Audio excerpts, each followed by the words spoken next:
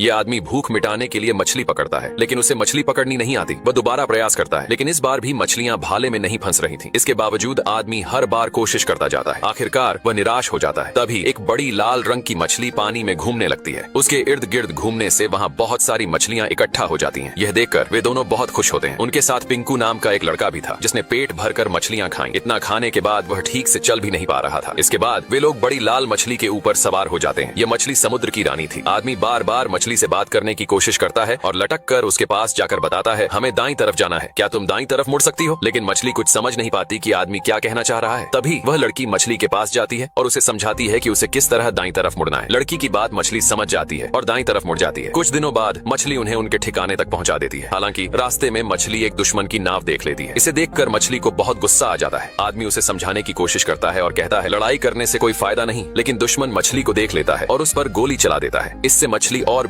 और दुश्मनों की तरफ जाने लगती है। रानी के साथ वाले उसे रोकते हैं, लेकिन वह उनकी बात नहीं सुन रही थी। दुश्मन रानी पर हमला करने का आदेश देता है, जिसके बाद सभी बंदूक और तोप से रानी पर हमला करने लगते हैं। रानी उनकी तरफ बढ़ती जा रही थी। रानी दुश्मनों के पास पहुंचकर उन्हें सबक सिखाती है और उनका पूरा जहाज बीच से तोड़ देती है। मछलियों की रानी बहुत गुस्से में थी। दुश्मन उससे डर रहे थे। तभी रानी पर कोई गोली चलाता है। रानी ने देखा कि वह गोली उसी के साथ ही ने चलाई थी। रानी को बहुत गुस्सा आता है और वह उसके पास जाती है। आदमी कहता है, हमसे दूर रहो, तुम एक राक्षस हो। तभी आसमान में फ्लेयर चलती है। आदमी दूरबीन से देखता है कि एक और दुश्मनों की नाव आ रही थी। रानी को भी यह बात पता चल गई थी। दुश्मनों ने रानी को देख लिया था। ये लोग उसे राक्षस बोल रहे थे। रानी दुश्मनों की तरफ जा रही थी। लड़की आदमी से रानी को रोकने को कहती है, लेकिन आदमी कहता है, उसे जाने दो, दुश्मन अपना हथियार तैयार कर रहे थे। रानी उनके पास पहुंच चुकी थी। ये लोग एक सही समय का इंतजार कर रहे थे। तभी रानी पानी के नीचे से उनकी तरफ जाने लगती है। दुश्मन रानी की तरफ एक भाला छोड़ता है, जिससे भाला रानी को लग जाता है। रानी पानी में गिर जाती है। समुद्र की रानी मछलियों की रक्षा करती थी। वह किसी को मछलियां पकड़ने नहीं देती थी। लेकिन अब वह मरी हुई शिकारी रानी के पास जाता है और कहता है, हिलने की कोशिश भी मत करना, जितना हिलोगी जहर उतना फैलेगा। भलाई इसी में है कि शांत रहो। सभी लोग उस धंसे हुए भाले को निकाल देते हैं और रस्सी से रानी को बांधने लगते हैं। समुद्र की रानी इतनी बड़ी थी कि इंसान उसके सामने चींटी के समान था। शिकारी रानी को अपने साथ लेकर जा रहे थे। अगली सुबह वे अपने महल के पास पहुंच चुके थे, लेकिन रानी की दोस्त उसे बचाने के लिए उसके पास जा रही थी। वह रस्सी को काटने लगती है। रानी को महल के अंदर लाया जाता है, जिसे देखकर यहाँ के सभी लोग बहुत खुशी मनाते हैं, क्योंकि वे रानी को राक्षस समझते थे। महल की महारानी भी बहुत प्रसन्न होती है और कहती है, तुमने एक बहादुरी वाला काम किया है जो तारीफ के काबिल है। शिकारी कहता है, महारानी, आप ही ने मुझे डरपोक और बुजदिल शिकारी कहा था, शायद आप भूल चुकी हैं। शिकारी को खुद पर घमंड था। वह समुद्र की रानी के पास जाकर कहता है, तुम्हारा यह राज्य और दौलत मेरे सामने सब फीका है। महारानी को यह सुनकर बहुत बुरा लगता है। इसी बीच लड़की अभी भी रस्सी को काट रही थी। शिकारी रानी को मारने जा रहा था। तभी लड़की के पास शिकारी की साथी आती है और कहती है, शायद हमने समुद्र की रानी को पकड़कर गलती कर दी है। फिर वह अपनी तलवार से रस्सी काट देती है। रानी को होश आ चुका था। सभी लोग वहाँ से भागने लगे, लेकिन रानी के शरीर में अभी भी थोड़ा जहर बाकी था, जिस वजह से वह खुद को संभाल नहीं पा रही थी। महल भी तबाह हो रहा था। यह देखकर महल की महारानी घबरा गई। तभी रानी को फिर से होश आया। महारानी बोली, शिकारी इसे जानबूझकर यहाँ लेकर आया है।